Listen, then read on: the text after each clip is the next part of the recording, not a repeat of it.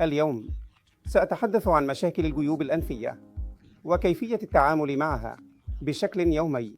معظم مشاكل الجيوب الأنفية ناتجة عن الحساسية، وتتحول لاحقاً إلى أسباب معدية. يؤدي ذلك إلى التهاب الجيوب الأنفية المزمن، مما يسبب مشاكل للمريض مثل انسداد الأنف، إفرازات أنفية مستمرة وصداع. لهذا يمكننا أولاً العلاج بالعلاج الطبي من خلال تقديم إدارة طبية.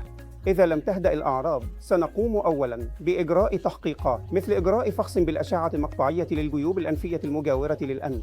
وفقاً لنتائج هذه الجيوب الأنفية المجاورة للأنف، يمكننا اللجوء إلى جراحة الجيوب الأنفية بالمنظار. بالنسبة لمريض التهاب الجيوب الأنفية المزمن البسيط، يمكننا إجراء جراحة الجيوب الأنفية بالمنظار. في مريض الرعاية اليومية، يمكننا إدخال المريض وإجراء الجراحة في نفس اليوم. عادة ما نتمكن من إخراج المريض في المساء أيضاً